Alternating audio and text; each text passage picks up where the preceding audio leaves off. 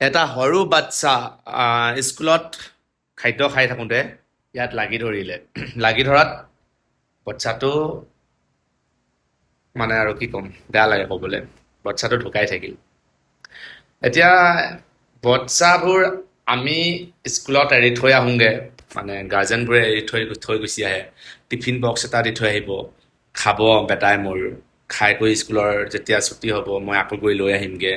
আৰু স্কুলখনত যেতিয়ালৈকে সেই বাচ্চাটো থাকে, বেবীটো থাকে, তেতিয়ালৈকে এই বস্তুটোৰ কাৰ ৰেছপনচিবিলিটি বা কাৰ জিম্মেদাৰী হয়, কাৰ দায়িত্ব হয়, আপোনালোকে কি কয়? এই দায়িত্বৰ স্কুলৰ নহয়নে?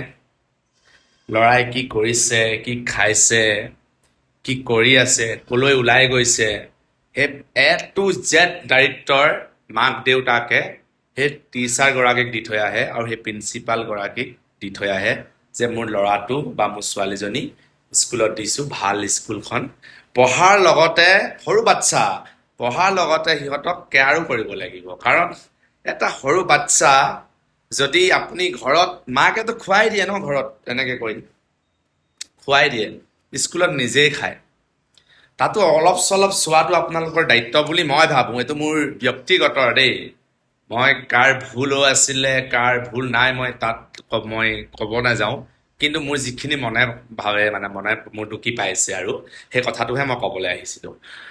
স্কুললৈ এটা ল'ৰা পঠিওৱাৰ লগতে গোটেই জিম্মেদাৰীটো সেই স্কুলখনৰ হ'ব লাগে, আৰু সেই স্কুলখনৰ গোটেই জিম্মেদাৰী। আৰু যিটো কেমেৰা ফুটেজত দেখিছোঁ, এইফালে খাদ্য খাই থাকোঁতে লাগি ধৰাত টিচাৰজনীয়ে সেইফালে এবাৰ ল'ৰাটো এটা বেলেগ এটা ল'ৰাই মাতিছেগৈও, বাচ্চা এটাই, আৰু টিচাৰজনী অহা নাই, ইফালে চাইছে, কিবা এটা কেলে মাতিছে, কি মানে এনেকৈ টানিছে নেকি ধৰি পেলাই এনেকুৱা ড্ৰেছটোত, মানে অহা নাই। টিচাৰগৰাকীয়েও চোৱাই নাই, পৰি গৈছে গমেই নাপায়। ইমান মানে অলপ হ'বও পাৰে বাৰু, ল'ৰা ছোৱালীবোৰ অকণমান হালা হুলা কৰি থাকে, কোনফালেহে কণ্ট্ৰল কৰিব। কিন্তু এই বস্তুটোত অকণমান চাবলগীয়া বিষয়। আজি এটা বাচ্চাৰ এনেকুৱা হৈছে, আৰু এনেকুৱা ভৱিষ্যতে আহিবলগীয়া দিনবোৰত যাতে এনেকুৱা নিউজ আৰু আমি নাপাওঁ। খবৰটো শুনি বৰ বেয়া লাগিলে, খবৰটো পাই বহুত বেয়া লাগিলে। জয় জুবিন দা।